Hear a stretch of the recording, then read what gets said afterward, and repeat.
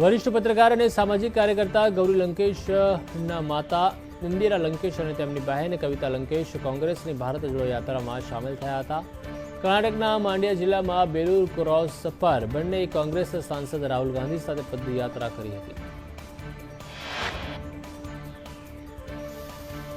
કોંગ્રેસની ભારત જોડો યાત્રા હાલ કર્ણાટક પહોંચી છે. રાહુલ ગાંધી ભારત જોડો યાત્રામાં વધારે એક્ટિવ જોવા મળી રહ્યા છે. રાહુલ ગાંધીએ ટ્વીટ કરીને ઉદ્યોગપતિ અને ગરીબો વચ્ચે અલગ અલગ સરકારના વલણ અંગે સવાલો ઉઠાવ્યા હતા. રાહુલ ગાંધીએ ટ્વીટ કરીને કહ્યું કે એક ભારત જ્યાં ઉદ્યોગપતિઓને 6% વ્યાજ પર લોન અને કરોડોની વ્યાજ માફી મળે છે, ત્યારે બીજી તરફ ફંડદાતાઓને 24% વ્યાજે લોન આપવામાં આવે છે. દેશમાં આ બે ભારતનો સ્વીકાર કરવામાં આવશે નહીં.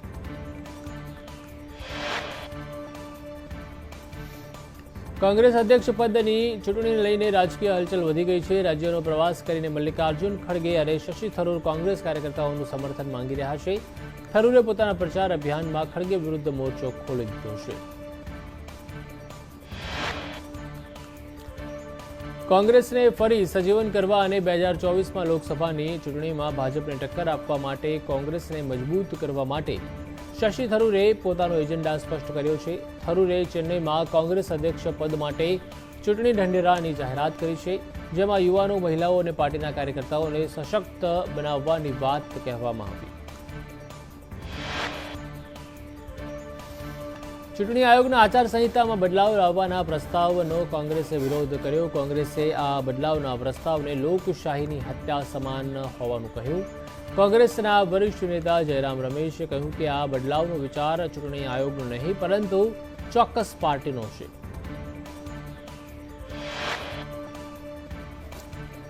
દિલ્હીમાં કોંગ્રેસ સ્ક્રીનિંગ કમિટીની બેઠક મળી હતી. હિમાચલ પ્રદેશમાં 22 ઉમેદવારોના નામ પર ચર્ચા થઈ રહી છે. અગાઉ 41 નામોની ચર્ચા થઈ ચૂકી છે.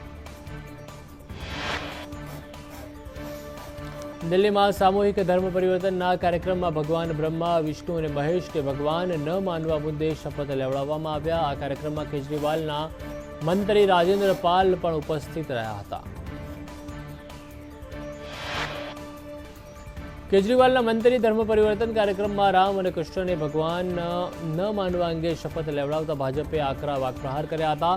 ભાજપના નેતાઓએ કહ્યું હતું કે ગુજરાતમાં જય શ્રી રામ અને જય શ્રી કૃષ્ણ બોલનાર લોકો જ દિલ્હીમાં ભગવાનનું અપમાન કરી રહ્યા છે. હિન્દુ દેવી દેવતાઓના અપમાન કેસમાં દિલ્હીના મુખ્યમંત્રી અરવિંદ કેજરીવાલ અને મંત્રી રાજેન્દ્ર ગૌતમ સામે ફરિયાદ નોંધવામાં આવી છે.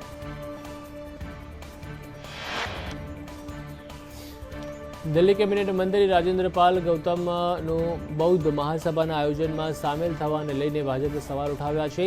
ભાજપના પ્રવક્તા હરીશ ખુરાનાએ આરોપ લગાવ્યો છે કે દિલ્હી સરકારના મંત્રીએ હિન્દુઓના દેવી દેવતાઓનું અપમાન કર્યું છે.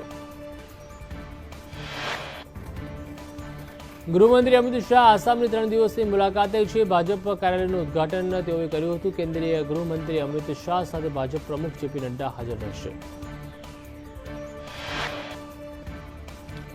કેન્દ્રીય ગૃહમંત્રી અમિત શાહ સિક્કિમના 3 દિવસીય પ્રવાસે છે. ત્યારે પાટનગર ગંગટોકમાં ડેરી સહકારી સંમેલન 2022નું ઉદઘાટન કર્યું હતું. આ દરમિયાન અમિત શાહે કહ્યું હતું કે લગભગ 70% દૂધ સંગઠિત રીતે બજારમાં વેચાય છે. જો સંગઠિત રીતે આ દૂધ બજારમાં આવતું હોત તો ખેડૂતોને સારો ભાવ મળત. મહારાષ્ટ્રની શિંદે સરકારે રેશનિંગ કાર્ડ ધારકોને દિવાળી ગિફ્ટ આપવાની જાહેરાત કરી છે. શિંદે સરકારે 1.5 કરોડ રેશનિંગ કાર્ડ ધારકો માટે દિવાળી પેકેજના ભાગરૂપે 513 કરોડ રૂપિયાની ફાળવણી કરી છે. રેશનિંગ ધારકોને દિવાળીમાં લોટ, તેલ, ખાંડ અને ચણા દાળનું પેકેટ માત્ર 100 રૂપિયામાં મળશે. તો રાષ્ટ્રપતિ દ્રૌપદી મુર્મુ પર ટિપ્પણી કરવા બદલ કોંગ્રેસના નેતા ઉદિત રાજને NCWની નોટિસ મળી છે. 10 ઓક્ટોબરે રૂબરૂ બોલાવવામાં આવ્યા છે. રાષ્ટ્રપતિ મુર્મુના ગુજરાત નમક પર આપેલા નિવેદન પર કોંગ્રેસ નેતા ઉદિત રાજે વિવાદિત ટ્વીટ કર્યું હતું. રાષ્ટ્રપતિ વિશે અશોભનીય ટિપ્પણી કરી હતી.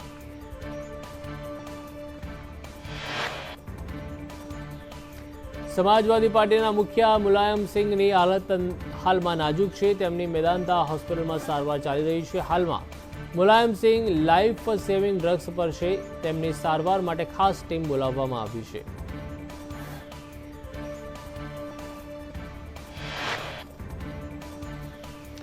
રેલવે મંત્રી અશ્વિની વૈષ્ણવે બુલેટ ટ્રેનને લઈને મોટી જાહેરાત કરી હતી. અશ્વિની વૈષ્ણવે કહ્યું કે દેશની પહેલી બુલેટ ટ્રેન વર્ષ 2026માં દોડશે.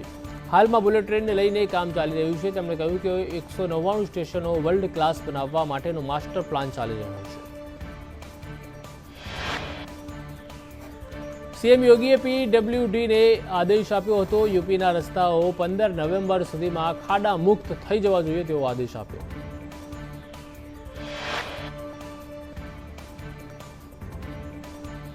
તો કર્ણાટકના બીદર જિલ્લામાં દશેરાની રેલીમાં આવેલા કેટલાક લોકો એક મદરેસામાં ઘૂસી આવ્યા હતા. મદરેસામાં સૂત્રોચ્ચાર કર્યા બાદ પૂજા અર્ચના કરવામાં આવી હતી. આ કેસમાં પોલીસે 9 લોકો સામે ફરિયાદ નોંધી છે. પોલીસે હાલમાં 4ની ધરપકડ કરી છે અને 5 આરોપીઓ ધરપકડથી દૂર છે. કેન્દ્રીય ચીફ જસ્ટિસ ઓફ ઇન્ડિયા ઉદય ઉમેશ લલિતને પત્ર લખવામાં આવ્યો. કેન્દ્રીય કાયદા મંત્રી કિરણ રિજિજુએ લખેલા પત્રમાં સીજીઆઈ પાસે તેમના ઉત્તરાધિકારીના નામની ભલામણ કરવાનું કહેવામાં આવ્યું. સીજીઆઈ યુયુ લલિત 8મી નવેમ્બરના રોજ નિવૃત્ત થઈ રહ્યા છે. તેમણે 26 ઓગસ્ટ 2022ના રોજ સીજીઆઈ તરીકેના શપથ લીધા હતા. તેમનો ચીફ જસ્ટિસ તરીકેનો કાર્યકાળ માત્ર 74 દિવસનો જ હતો.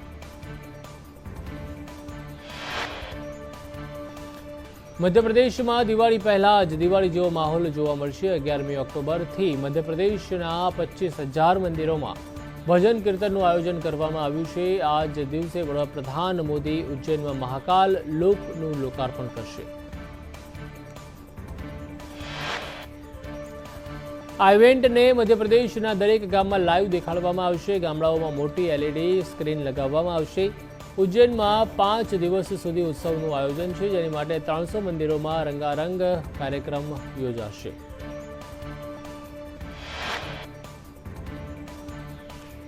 વર્ષ 2022ના નોબેલ પારિતોષિક શાંતિ પુરસ્કારની જાહેરાત કરવામાં આવી છે. આ વખતે શાંતિ નોબેલ પુરસ્કાર એક માનવાધિકાર કાર્યકર્તા સહિત 2 સંસ્થાઓને આપવામાં આવ્યો.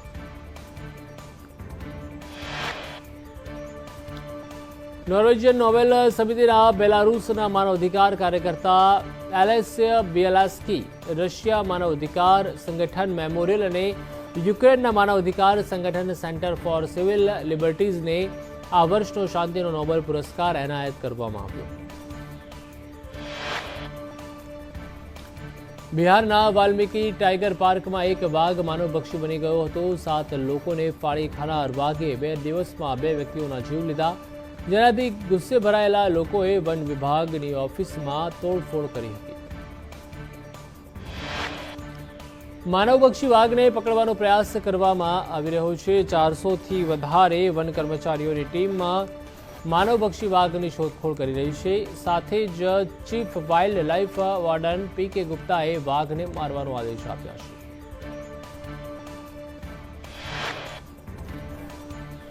તો એનસીબીએ મુંબઈના એક ગોડાઉનમાંથી લગભગ 120 કરોડ રૂપિયાનું 60 કિલો મેફેડ્રોન ડ્રગ્સ જપ્ત કર્યું છે. એનસીબીએ ડ્રગ્સ કેસમાં 6 લોકોની ધરપકડ કરી છે. 2 આરોપીઓ એર ઇન્ડિયાના, જેમાં એક પૂર્વ પાયલટ સોહેલ ગફ્ફારનો સમાવેશ થાય છે. આ ડ્રગ કાર્ટેલે અત્યાર સુધીમાં 225 કિલો મેફેડ્રોન ડ્રગ્સનું વેચાણ કરી ચૂક્યું હોવાનો ઘટસ્ફોટ થયો છે.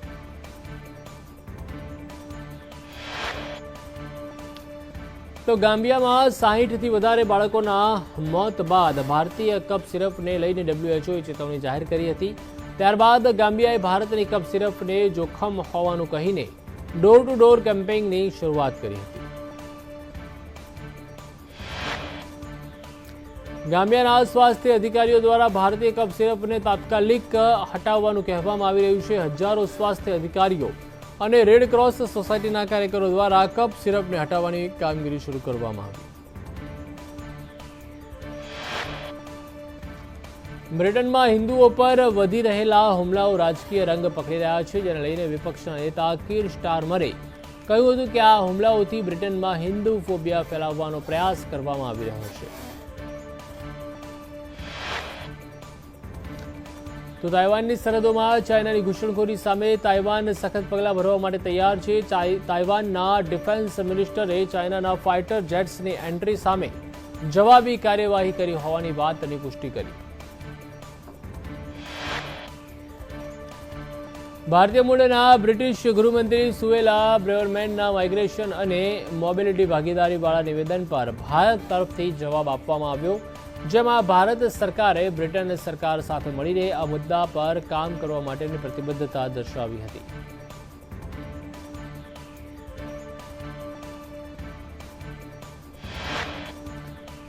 અમેરિકાએ પોતાના નાગરિકોને ચેતવણી આપી છે કે તેઓ પાકિસ્તાનનો પ્રવાસ કરવાનું ટાળે. પાકિસ્તાનમાં આતંકી સંગઠનો સક્રિય હોવાથી નાગરિકોને પાકિસ્તાનનો પ્રવાસ નહીં કરવાની સલાહ આપવામાં આવી છે. પાકિસ્તાનના કેટલાક વિસ્તારોમાં સ્થિતિ એકદમ ખરાબ હોવાનો અમેરિકાનો દાવો.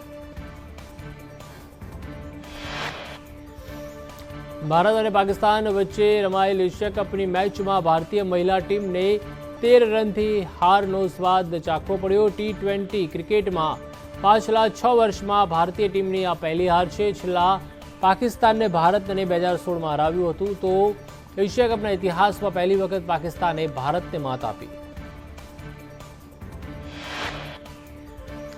વર્લ્ડ રેસલિંગ એન્ટરટેનમેન્ટની પૂર્વ રેસલર સારા અલીનું નિધન થયું છે. સારા અલીની ઉંમર માત્ર 30 વર્ષની હતી. સારાના નિધનની જાણકારી તેમની માતાએ સોશિયલ મીડિયા પર આપી હતી.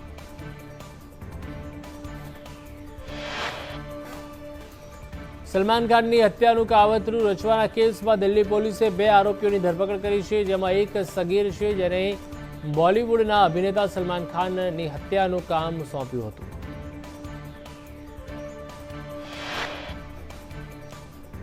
ડાયરેક્ટર SS રાજામૌલીની બ્લોકબસ્ટર ફિલ્મ RRR ને આગામી વર્ષના ઓસ્કર એવોર્ડની તમામ કેટેગરીમાં સામેલ કરવામાં આવશે, જેની સત્તાવાર જાહેરાત કરવામાં આવી. બેસ્ટ અભિનેતા માટે જુનિયર NTR અને રામચરણ, આલિયા ભટ્ટને બેસ્ટ અભિનેત્રી અને અજય દેવગનને બેસ્ટ સપોર્ટિંગ એક્ટર માટે નોમિનેટ કરવામાં આવશે. અભિનેતા અરુણ બાલીનું 79 વર્ષની વયે નિધન થયું છે. મુંબઈમાં તેઓ અંતિમ શ્વાસ લીધા. તેઓ માઇસ્થેનિયા ગ્રેવિસ હોવાથી મુંબઈની હીરા નંદાની હોસ્પિટલમાં સારવાર હેઠળ હતા.